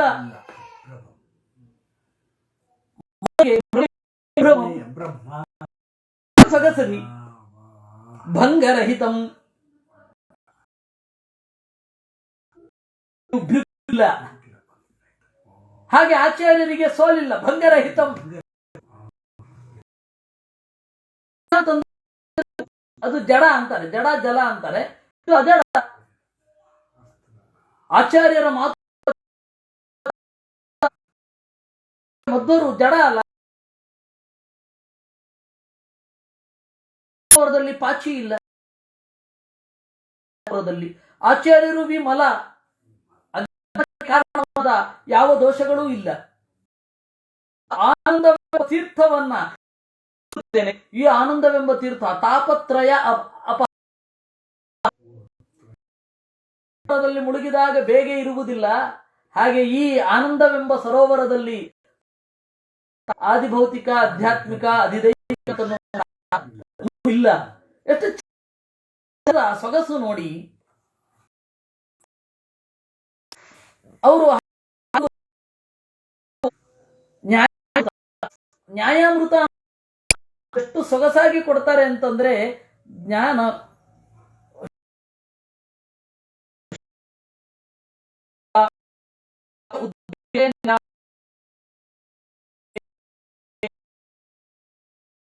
ಶ್ರೀ ಮಧ್ವಶಾಸ್ತ್ರವೆಂಬ ಹಾಲ್ಗಡ ನನ್ನ ಪ್ರಜ್ಞೆ ಕಡೆದು ನ್ಯಾಯವೆಂಬ ಪ್ರಜ್ಞಾವ ಅವರ ಹೆಸರು ಇಟ್ಟದ್ದನ್ನ, ತಮ್ಮ ಟೈಟಲ್ ಅನ್ನು ಇಷ್ಟು ಚೆನ್ನಾಗಿ ನಾವು ಟೈಟಲ್ ಅನ್ನ ತಿಳ್ಕೊಳ್ಳಿಕ್ಕೆ ಬಹಳ ಕಷ್ಟಪಡಬಾರದು. ಟೈಟಲ್ ಅನ್ನ, ನನ್ನ ಟೈಟಲ್ ಅನ್ನು ವರ್ಣನೆ ಮಾಡ್ಲಿಕ್ಕೆ ಒಂದು ಪೇಜ್ ಬರಿತೀವಿ ಅಂದ್ರೆ ಅದು ನನ್ನ ಮೊದಲ ವೈಫಲ್ಯ. ಅದು ಅವ್ರು ಹೇಳ್ತಾರೆ, ಇದು ನಾನು ಶ್ರಮಪಟ್ಟು ಬರೆದಿದ್ದೇನೆ, ನನ್ನ ಇದೊಂದು ಎಫರ್ಟ್ ಇದೆ. ಈ ಎಫರ್ಟ್ ಅಂತನ್ನೋದು ನನಗೆ ತೃಪ್ತಿದಾಯಕ. ಈ ಗ್ರಂಥ ನಿಮಗೆ ತೃಪ್ತಿದಾಯಕವಾ ಅಂತ ಕೇಳಿದ್ರೆ ವ್ಯಾಸತೀರ್ಥರು ಹೇಳ್ತಾರೆ, ನನಗೆ ತೃಪ್ತಿದಾಯಕ, ನಾನು ಬರೆದ ಗ್ರಂಥ ನನಗೆ ತೃಪ್ತಿ ಕೊಟ್ಟಿದೆ ಅಂತಾರೆ. ಯಾಕೆ? ಅವ್ರು ಹೇಳ್ತಾರೆ, ವಿಕ್ಷಿಪ್ತ ಸಂಗ್ರಹಾತ್ ಕ್ವಾಪಿ ಯುಕ್ತಸ್ಯೋಪಪಾದನಾತ್ ಅನುಕ್ತ ಕಥನಾತ್ ಕ್ವಾಪಿ ಸಫಲೋಯಂ ಶ್ರಮೋ ಮಮ ಅಂತ. ವಿಕ್ಷಿಪ್ತ ಸಂಗ್ರಹಾತ್, ಮಧ್ವರು ಬೇರೆ ಬೇರೆ ಕಡೆ ಹೇಳಿದ್ದನ್ನ ಒಂದು ಕಡೆ ಮಾಡಿಕೊಟ್ಟಿದ್ದೇನೆ. ಕ್ವಾಪಿ ಉಕ್ತಸ್ಯ ಉಪಪಾದನಂ, ಕೆಲವೊಂದು ಕಡೆ ಹೇಳಿದ್ದನ್ನ ಉಪಪಾದನೆ ಮಾಡಿದ್ದೇನೆ, ಸಮರ್ಥನೆ ಮಾಡಿದ್ದೇನೆ. ಬೇರೆ ಬೇರೆ ಪ್ರತಿಕ್ರಿಯೆಗಳು ಬಂದಾಗ, ಪ್ರೆಸೆಂಟ್ ಡೇ ಥಾಟ್ ಪ್ರೊಸೆಸ್ ಏನಿದೆ ಅದಕ್ಕೆ ಅನುಗುಣವಾಗಿ ಅದಕ್ಕೆ ಉತ್ತರ ನೀಡುವ ಸಲುವಾಗಿ ನಾನು ಇದನ್ನು ಬರೆದಿದ್ದೇನೆ. ಅನುಕ್ತ ಕಥನಾತ್, ಅವರು ಹೇಳದ್ದನ್ನು ನಾನು ವ್ಯಾಖ್ಯಾನ ಮಾಡಿದ್ದೇನೆ. ಸಫಲೋಯಂ ಶ್ರಮೋ ಮಮ, ಅದರಿಂದಾಗಿ ನನ್ನ ಎಫರ್ಟ್ ಏನಿದೆ ಅದು ಸಫಲ ಅಂತ ನನಗೆ ತೃಪ್ತಿ ಇದೆ ಅಂತ ಹೇಳ್ತಾರೆ. ಇದ್ರ ಬಗ್ಗೆ ದೊಡ್ಡ ಗಲಾಟೆ ಆಗೋಯ್ತು ವ್ಯಾಸತೀರ್ಥರ ಕಾಲದಲ್ಲಿಯೇ. ಏನು ಟೀಕಾರಾಯರು ಗೊತ್ತಿಲ್ಲದೆ ಇರೋದನ್ನು ಹೇಳ್ತಾರಾ? ಈ ರೀತಿ ಗಲಾಟೆ ಶುರು ಆಗೋಯ್ತು ವ್ಯಾಸತೀರ್ಥರ ಮೇಲೆ. ಹೀಗೆ ಅಂದ್ರೆ ಎಲ್ಲಾ ಕಾಲದಲ್ಲಿಯೂ ಕೂಡ ಇದ್ದೇ ಇರ್ತಾರೆ ಕಟುವಾದ ವಿಮರ್ಶಕರು. ವ್ಯಾಸತೀರ್ಥರ ಮೇಲೆ ಹೀಗೆ ಬಂತು ಗಲಾಟೆ. ಅವಾಗ ವಿಜಯೀಂದ್ರ ಸ್ವಾಮಿಗಳು ಬರೆದ್ರು. ಲಘ್ವಾಮೋದ ಅಂತ ಅವರ ಗ್ರಂಥ ನಾವೇನು ನೋಡಿದೆವು, ಅದರಲ್ಲಿ ಅವರ ನುಡಿ. ನಾನು ಪ್ರಸಿದ್ಧೇಶು ಪ್ರಾಚೀನ ಪ್ರಬಂಧೇಶು ಏವ ಏತದ್ ಗ್ರಂಥ ಪ್ರತಿಪಾದ್ಯಾರ್ಥಸ್ಯ ಪ್ರತಿಪಾದನಾತ್ ತೈರೇವ ಕೃತ ಕಾರ್ಯ ಅಸೌ ನ್ಯಾಯಾಮೃತ ಗ್ರಂಥ ವಿಫಲತ್ವಾನ್ನಾರಂಭಣೀಯ ಇತ್ಯಾಶಂಕ್ಯಾ ವಿಕ್ಷಿಪ್ತೇತಿ. ಈ ಗ್ರಂಥ ಬೇಡ, ಯಾಕೆಂದ್ರೆ ಹಿಂದಿನವರು ಹೇಳೋದನ್ನೇ ಹೇಳಿದ್ರೆ ಯಾಕೆ ಬೇಕು ಅಂತಂದ್ರೆ ಸ್ವಯಂ ವ್ಯಾಸತೀರ್ಥರು ಹೇಳ್ತಾ ಇದ್ದಾರೆ ವಿಕ್ಷಿಪ್ತ ಸಂಗ್ರಹ ಅಂತ. ಕ್ವಾಪಿ ಪ್ರಾಚೀನ ಗ್ರಂಥೇಶು ವಿಕ್ಷಿಪ್ತಾನಾಂ ಭಿನ್ನ ಭಿನ್ನ ಪ್ರದೇಶೇಶು ಪ್ರತಿಪಾದಿತಾನಾಂ ಅರ್ಥಾನಾಂ ಸಂಗ್ರಹಾತ್ ರಾಶೀಕೃತ್ಯ ನಿರೂಪಣಾತ್. ಕೆಲವೊಂದು ಕಡೆ ಬೇರೆ ಬೇರೆ ಕಡೆ ಸ್ಕ್ಯಾಟರ್ಡ್ ಆಗಿ ಇರೋದನ್ನ ಒಂದು ಕಡೆ ಮಾಡಿ ಹೇಳಿದ್ದೇನೆ, ಕೆಲವೊಂದನ್ನ ಉಪಪತ್ತಿ ಪೂರ್ವಕವಾಗಿ ನಿರೂಪಣೆ ಮಾಡಿದ್ದೇನೆ.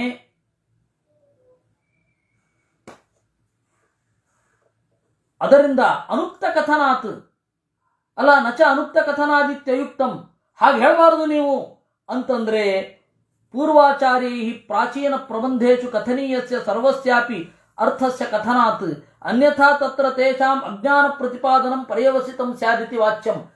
ಕೆಲವರು ಹೀಗೆ ಹೇಳ್ತಾರೆ, ಪೂರ್ವಾಚಾರ್ಯರು ಸರ್ವಜ್ಞರೇ, ಅವರು ಎಲ್ಲವನ್ನೂ ಹೇಳಬೇಕಾದದ್ದನ್ನು ಹೇಳಿರ್ತಾರೆ, ಈ ರೀತಿ ಹೇಳಿದ್ರೆ ಪೂರ್ವಾಚಾರ್ಯರನ್ನು ಅವಮಾನ ಮಾಡಿದ ಹಾಗೆ ಅಂತ ಕೆಲವರು ಹೇಳ್ತಾರೆ. ಅದಲ್ಲ. ಯಾಕೆ? ಜ್ಞಾನಿನಾಮಪಿ ಉಕ್ತಿ ವೈಮುಖ್ಯ ದರ್ಶನ, ತಿಳಿದುಕೊಂಡಿದ್ರು ಎಲ್ಲವನ್ನ ಹೇಳಬೇಕು ಅಂತ ಇಲ್ಲ. ತದಭಾವೇಪಿ ಜ್ಞಾತಸ್ಯ ಸರ್ವಸ್ಯ ಉಕ್ತಿ ನಿಯಮಾಭಾವಾಚ್ಚ ಅಸ್ಮದಾದಿಶ್ವಪಿ ಜ್ಞಾತ ಸರ್ವಾರ್ಥಾನುಕ್ತೇ ಅನುಭವ ಸಿದ್ಧತ್ವಾಚ್ಚ. ನಾವು ಕೂಡ ತಿಳಿದದ್ದೆಲ್ಲವನ್ನೂ ಹೇಳೋದಿಲ್ಲ ಅಲ್ವಾ ಅಂತಾರೆ. ಅನ್ಯಥಾ ತಸ್ಯ ತದಜ್ಞಾನಾದಿ ಪ್ರತಿಪಾದನತ್ವೇ ಅಜ್ಞಾತ ಕಥನಾತ್ ಕ್ವಾಪಿ ಇತ್ಯೇವ ಬ್ರೂಯಾತ್. ನೋಡಿ, ವ್ಯಾಸತೀರ್ಥರು ಆ ಅಹಂಕಾರ ಇದ್ದಿದ್ರೆ ಅವರಿಗೆ, ವ್ಯಾಸತೀರ್ಥರಿಗೆ ಆ ಅಹಂಕಾರ ಅಜ್ಞಾತ ಕಥನಾತ್ ಅಂತ ಹೇಳಬೇಕಿತ್ತು. ಅವರು ತಿಳಿಯದೇ ಇರೋದನ್ನ ಹೇಳ್ತಾ ಇದ್ದೇನೆ ಅಂತ ಅವ್ರು ಹೇಳಲಿಲ್ಲ. ಅನುಕ್ತ ಕಥನ, ಹೇಳದೇ ಇರೋದನ್ನ ಹೇಳ್ತೇನೆ ಅಂತ ಹೇಳಿದ್ದು ಅಂತ ಅವ್ರ ಹತ್ರ ನೇರವಾಗಿ ಪಾಠ ಕೇಳಿದ ಶಿಷ್ಯರು ವಿಜಯೀಂದ್ರ ಸ್ವಾಮಿಗಳು ಅವರು ಇದನ್ನು ಬರೆದದ್ದು. ಸರಿ, ವಿಜಯೀಂದ್ರ ಸ್ವಾಮಿಗಳ ಬಗ್ಗೆ ಹೇಳೋಣ. ಅವ್ರ ಹೆಸರು ವಿಷ್ಣು ತೀರ್ಥರು ಅಂತ ಮೊದಲು. ಪೂರ್ಣವಾಗಿ ವ್ಯಾಸತೀರ್ಥರು ತಮ್ಮ ಪೂರ್ತಿ ಪ್ರೀತಿಯನ್ನು ಹರಿಸಿ ಅವರನ್ನು ವಿದ್ವಾಂಸರನ್ನಾಗಿ ಮಾಡಿದ್ರು. ನನ್ನ ಸಕ್ಸಸರ್ ಇವನು ಅಂತ ಹೇಳುವಷ್ಟು ಉತ್ಕಟ ಪ್ರೀತಿ ಇತ್ತು. ಸುರೇಂದ್ರ ತೀರ್ಥರು ಬಂದರು, ನಾನು ಆಪೋಷಣ ತೆಗೆದುಕೊಳ್ಬೇಕು ಅಂದ್ರೆ ನನಗೊಂದು ದಾನ ಕೊಡಬೇಕು ಅಂದರು. ಏನು, ನಿಮ್ಮ ಶಿಷ್ಯ ವಿಷ್ಣು ತೀರ್ಥ ಇದ್ದಾನಲ್ಲ, ನಾನು ಕೊಟ್ಬಿಡಿ, ಅವನು ನನ್ನ ಸಕ್ಸಸರ್ ಆಗಿ ಮುಂದುವರಿಲಿ. ವ್ಯಾಸತೀರ್ಥರು ಆಯ್ತು ಅಂದ್ರು. ಏನು, ಎಲ್ಲವನ್ನ ದಾನ ಮಾಡೋದು ಅವರು. ಅವ್ರು ಯಾವುದಕ್ಕೂ ಅಂಟಿಕೊಳ್ಳಲಿಲ್ಲ. ತೆರೆದ ಬಾಗಿಲ ಜೀವನ, ಯಾವುದಕ್ಕೂ ಅಂಟಿಕೊಳ್ಳಲಿಲ್ಲ. ಅವ್ರದ್ದು ಅದ್ಭುತವಾದ ಜೀವನ ಅವರದು, ವ್ಯಾಸತೀರ್ಥರದ್ದು. ಅವರ ಗ್ರಂಥವನ್ನ ಪಾಡ್ಯ ಇತ್ಯಾದಿಗಳಲ್ಲೆಲ್ಲ ಹೇಳಬೇಕು. ವಸ್ತುತಃ ಅರ್ಥ ಆಗದೇ ಇರುವಂಥದ್ದೇನಿಲ್ಲ. ಬೋರ್ಡ್ ಇಟ್ಕೊಂಡ್ರೆಲ್ಲ ಅರ್ಥ ಆಗತ್ತೆ. ಯಾಕೆಂದ್ರೆ ಇವೇ ಮ್ಯಾಥಮೆಟಿಕಲ್ ಈಕ್ವೇಶನ್ಸೇ ಇಲ್ಲಿ ಬೇರೆ ತರ ಬಂದಿರತ್ತಷ್ಟೇ. ಅರ್ಥ ಆಗದೇ ಇರುವಂಥದ್ದೇನಿಲ್ಲ. ಹಾಗೆ ಇದೆ. ಇನ್ನು ವಸ್ತುತಃ ಇವತ್ತು ಸಮಯ ಆಯಿತು. ಗ್ರಂಥಮಾಲಿಕಾ ಸ್ತೋತ್ರ ಅವ್ರದ್ದಲ್ಲ, ವ್ಯಾಸತೀರ್ಥರದ್ದಲ್ಲ. ಯಾಕೆಂದ್ರೆ ಎಲ್ಲ ಕಡೆಯೂ ಕೂಡ ಗ್ರಂಥಮಾಲಿಕಾ ಸ್ತೋತ್ರ ಅಜ್ಞಾತ ಕರ್ತೃಕ ಅಂತಾನೇ ಇರೋದು. ನೀವು ಮೊದಲ ವರ್ಷನ್ನಲ್ಲಿ ನೋಡಿರಬಹುದು, ಸ್ತೋತ್ರ ಮಾಲಿಕಾದಲ್ಲಿ ಇತಿ ವ್ಯಾಸತೀರ್ಥ ವಿರಚಿತಂ ಗ್ರಂಥಮಾಲಿಕಾ ಸ್ತೋತ್ರಂ ಅಂತ ಮಾಡಿ ಬ್ರಾಕೆಟಿನಲ್ಲಿ ಕ್ವಶನ್ ಹಾಕಿಟ್ಟಿದ್ದಾರೆ. ಅವ್ರಿಗೂ ಸಂಶಯವಿದೆ. ಇಲ್ಲಿಯೂ ಇಲ್ಲ ಗ್ರಂಥಮಾಲಿಕಾ ಸ್ತೋತ್ರ. ಯಾಕೋ ಅದು ಗ್ರಂಥಮಾಲಿಕಾ ಸ್ತೋತ್ರ ವ್ಯಾಸತೀರ್ಥರು ಬರೆದದ್ದು ಅಂತ ಆಗಿಬಿಟ್ಟಿದೆ. ಮತ್ತು ದಾಸರಾಯರೆಲ್ಲ 37 ಗ್ರಂಥ 37 ಗ್ರಂಥ 37 ಗ್ರಂಥ ಅಂತಂದ್ರು. ಹಾಗೇನಿಲ್ಲ. ಅದರಿಂದಾಗಿ 37 ಗ್ರಂಥ ಅಂತ ಹೇಳಿ ವ್ಯಾಸತೀರ್ಥರು ಹೇಳಿರುವ ಗ್ರಂಥಮಾಲಿಕಾ ಸ್ತೋತ್ರದಲ್ಲಿ ಇಲ್ಲ. ಆದರೆ ಅದು ಬಂದ್ಬಿಟ್ಟಿದೆ. ವಸ್ತುತಃ ವ್ಯಾಸತೀರ್ಥರ ಬಗೆಗೆ ರಾಘವೇಂದ್ರ ಸ್ವಾಮಿಗಳ ದೃಷ್ಟಿಕೋನ ಏನು ಅನ್ನೋದನ್ನು ಹೇಳಿ ನಾನು ಮುಗಿಸ್ತೇನೆ. ಅವರು ಹೇಳ್ತಾರೆ ವ್ಯಾಸತೀರ್ಥರ ಬಗೆಗೆ, ಅಲ್ಲ ನೀವು ಯಾಕೆ ಬರಿಬೇಕು ಇದನ್ನು? ರಾಘವೇಂದ್ರ ಸ್ವಾಮಿಗಳು ಭಾವದೀಪ ಅಂತ ಬರೆದಿದ್ದಾರೆ. ಸೂತ್ರ ಭಾಷ್ಯಕ್ಕೆ ತತ್ವಪ್ರಕಾಶಿಕ ಅಂತ ಜಯತೀರ್ಥರ ವ್ಯಾಖ್ಯಾನ. ಆ ಜಯತೀರ್ಥರ ವ್ಯಾಖ್ಯಾನವಾದ ತತ್ವಪ್ರಕಾಶಿಕಾಗೆ ರಾಘವೇಂದ್ರ ಸ್ವಾಮಿಗಳ ಭಾವದೀಪ. ಯಾಕೆ ಅಂತ ಕೇಳಿದ್ರೆ, ಯಾಕೆ ಬರಿಬೇಕು ನೀವು? ತಾತ್ಪರ್ಯ ಚಂದ್ರಿಕಾ ಈಗಾಗಲೇ ಇದೆ. ಅದಕ್ಕೆ ಅವರು ಹೇಳ್ತಾರೆ ತತ್ವಪ್ರಕಾಶಿಕಾ ಕೂತಂ ಚಂದ್ರಿಕಾತ ಪ್ರಕಾಶಿತಂ ಅಂತ. ತತ್ವಪ್ರಕಾಶಿಕ ಅಂತನ್ನೋದ್ರ ಅದಕ್ಕೆ ಆ ಟೀಕೆಗೆ ಅದ್ಭುತವಾದ ಟಿಪ್ಪಣಿ ಅಂದರೆ ಚಂದ್ರಿಕಾ. ಆದ್ರೆ ನೀವ್ಯಾಕೆ ಬರಿತಾ ಇದ್ದೀರಾ? ಅಪಿ ಮಂದಕೃತೆ ಸರ್ವ ವಿಷಯಾಚ ಕೃತಿರ್ಮಮ. ಅರ್ಥ ಆಗದ ಮಕ್ಕಳಿದ್ದಾರಲ್ಲ, ಅವರು ಬರಿಬೇಕು. ಅವ್ರು ಹೇಳ್ತಾರೆ ವ್ಯಾಸತೀರ್ಥರ ಬಗ್ಗೆ, ಟೀಕಾ ಗಾಂಭೀರ್ಯ ಮುದ್ಧರ್ತುಂ ವ್ಯಾಸತೀರ್ಥಾದಯ ಕ್ಷಮಾಹ ಅಂತ. ಜಯತೀರ್ಥರನ್ನ ಮುಂದೆ ಇಟ್ಟುಕೊಂಡು ಸಿದ್ಧಾಂತವನ್ನು ಕಟ್ಟಿದವರು ವ್ಯಾಸತೀರ್ಥರು. ಅವರ ಚಂದ್ರಿಕಾ ಅನ್ನೋದು ವಿದ್ಯಾಮಾನ್ಯರಿಗೆ ಬಹಳ ಪ್ರಿಯವಾದದ್ದು. ಕಡೆಗಾಲದಲ್ಲಿಯೂ ಕೂಡ ಅದರ ಪಾರಾಯಣ ಬಿಟ್ಟಿರಲಿಲ್ಲ ಅವರು. ವಸ್ತುತಃ ಅದನ್ನು ಓದಿ ಹೇಳಬೇಕಿತ್ತು. ಸಾಧ್ಯ ಆದರೆ ನಾಳೆ ಓದುವ. ಅವರ ಆ ಶೈಲಿ ಹೇಗಿದೆ ಅನ್ನೋದು ಬುದ್ಧಿವಂತಿಕೆಯ ಉತ್ಕಟವಾದ ತುದಿ ಅದು. ಆ ಚಂದ್ರಿಕಾ ಗ್ರಂಥ ನಮ್ಮ ಗುರುಗಳನ್ನು ಯಾವ ರೀತಿ ಆಕರ್ಷಿಸಿತ್ತು ಅಂತ ಹೇಳಿದರೆ, ಅವರೆಲ್ಲ ಗ್ರಂಥಗಳಿಗೆ ಚಂದ್ರಿಕಾ ಅಂತಲೇ ಇಟ್ಟು. ನಿರ್ಣಯ ಭಾವ ಚಂದ್ರಿಕಾ, ಎಲ್ಲ ಸಂಗ್ರಹ ಚಂದ್ರಿಕಾ, ಕೃಷ್ಣ ಚಂದ್ರಿಕಾ, ಎಲ್ಲ ಕಡೆ ಚಂದ್ರಿಕಾ. ಯಾಕೆಂದ್ರೆ ಅವರಿಗೆ ಆ ವ್ಯಾಸತೀರ್ಥರ ಚಂದ್ರಿಕಾ ಬಹಳ ಪ್ರಿಯವಾದ ಗ್ರಂಥ ಆಗಿತ್ತು. ಈ ತರಹದ ವ್ಯಾಸತೀರ್ಥರ ದಿನವನ್ನು ನಾವು ನೆನಪಿಸ್ಕೊಳ್ಬೇಕು. ಇವ್ರು ಯಾರೋ ಫಿಲಾಸಫರ್ಸ್ ಡೇ ಮಾಡ್ತಾ ಇದ್ದಾರಲ್ಲ, ಹಾಗೆ ಒಬ್ಬ ಅದ್ಭುತವಾದ ಬುದ್ಧಿವಂತರ ದಿವಸ ಏನಾದ್ರು ಮಾಡೋದಾದ್ರೆ, ಡೇ ಆಫ್ ಇಂಟೆಲೆಕ್ಚುವಲ್ಸ್ ಅಂತ ಏನಾದ್ರು ಇದ್ರೆ ವ್ಯಾಸತೀರ್ಥರ ಆರಾಧನೆ ದಿವಸ ಮಾಡ್ಬೇಕದನ್ನ. ಆ ಬುದ್ಧಿವಂತಿಕೆಯನ್ನ ಹೇಳಿ ಆಗುವಲ್ಲ. ಇನ್ನು ಶ್ರೀಮನ್ ಮಧ್ವಮತೆ ಹರಿಪರತರಹ ಅನ್ನೋದು ವ್ಯಾಸತೀರ್ಥರ ಅಲ್ಲ, ಅದು ಶ್ರೀಪಾದರಾಜರ ಕೃತಿ ಅಂತ ಹೇಳಿ ಒಬ್ಬರದು ಪ್ರಾಚೀನ ವ್ಯಾಖ್ಯಾನ ಇದೆ. ಅದು ಪ್ರಿಂಟೂ ಆಗಿದೆ. ಅದು ಪ್ರಿಂಟ್ ಆಗಿದೆ, ಅದೇನು ರಹಸ್ಯವಾಗಿ ಏನು ಉಳಿದಿಲ್ಲ. ಹಾಗೆ ಶ್ರೀಮನ್ ಮಧ್ವಮತೆ ಹರಿಪರತರಹ ಅಂತ ಅನ್ನೋದು ವ್ಯಾಸತೀರ್ಥರ ಶ್ಲೋಕ ಅಲ್ವೇ ಅಲ್ಲ. ಆ ತರಹದ ವ್ಯಾಸತೀರ್ಥರ ಚಿಂತನೆಯನ್ನ ನಾವು ಆಗಾಗ ಮಾಡ್ತಾ ಇರಬೇಕು. ಈ ಗ್ರಂಥಗಳೆಲ್ಲ ಏನು ಅಂತಂದ್ರೆ, ಒಂದು ನಮಗೆ ಮೂಲಭೂತವಾಗಿ ಸರ್ವಮೂಲಗಳು ಬೇಕು. ಸರ್ವಮೂಲವನ್ನು ದಿವಸ ಚಿಂತನೆ ಮಾಡಬೇಕು. ಮಹಾಭಾರತ ತಾತ್ಪರ್ಯ ನಿರ್ಣಯಾದ್ಯಂ ಸಮಭ್ಯಾಸಯತ್. ಮಹಾಭಾರತ ತಾತ್ಪರ್ಯ ನಿರ್ಣಯ, ಉಪನಿಷತ್ತು, ಋಗ್ಭಾಷ್ಯ, ಅದನ್ನು ಯಾವಾಗಲೂ ಚಿಂತನೆ ಮಾಡ್ತಾ ಇರಬೇಕು. ವಿದ್ವದ್ ವಿನೋದ, ಅವಾಗ ಬುದ್ಧಿವಂತಿಕೆ ಹೇಗಿರುತ್ತೆ ಅನ್ನೋದನ್ನು ಹೇಳಲಿಕ್ಕೆ ನಾವು ಇದನ್ನು ಚಿಂತನೆ ಮಾಡಬೇಕಾಗತ್ತೆ. ಅದನ್ನು ಮಾಡುವಂತಹ ಕಾಲ ಬರಲಿ.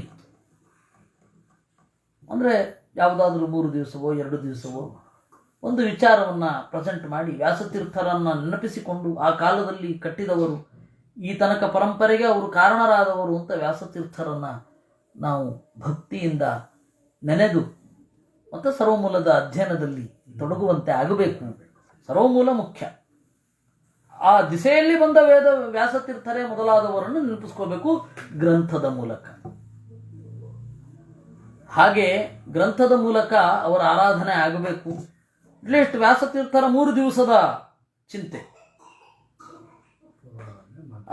3 ದಿವಸಗಳ ಕಾಲ ಆರಾಧನೆ, 3 ದಿವಸಗಳ ಕಾಲ ಅವರ ಗ್ರಂಥಗಳ ಬೇರೆ ಬೇರೆ ಆಯಾಮಗಳನ್ನು ಚಿಂತನೆ ಮಾಡಬೇಕು. ಮತ್ತು ಉಳಿದ ದಿವಸ ಸರ್ವಮೂಲವನ್ನು ಚಿಂತನೆ ಮಾಡಬೇಕು. ಹಾಗೆ ಮಾಡಿದ್ರೆ ಅದು ಪರ್ಫೆಕ್ಟ್. ಜಯತೀರ್ಥರ ಆರಾಧನೆಯ 3 ದಿವಸ ಜಯತೀರ್ಥರ ಬಗೆಗಿನ ಚಿಂತನೆ, ವಿಜಯೇಂದ್ರ ಸ್ವಾಮಿಗಳ 3 ಆರಾಧನೆ ದಿವಸ ಸರ್ವಮೂಲ ಬಿಟ್ಟು ಆ ತರಹದ ಚಿಂತನೆ. ಹಾಗೆ ಮಾಡಿದರೆ ಸೊಗಸು ಕರೆಕ್ಟ್ ಆಗತ್ತೆ. ಅವಾಗ ಸರ್ವಮೂಲವನ್ನು ಬಿಡದಂತೆ ಅವರ ಬೌದ್ಧಿಕ ಕೊಡುಗೆಗಳನ್ನು ಇಟ್ಟುಕೊಂಡು ವಾದಿರಾಜರ ಆರಾಧನೆ ದಿವಸ ನೆನ್ನೆ ಮಾಡಬೇಕಿತ್ತು, ಯಾಕೋ ಮರ್ತೋಯ್ತು. ನೋಡುವ, ಬೇರೆ ಯಾವಾಗಾದರೂ ಮಾಡೋಣ.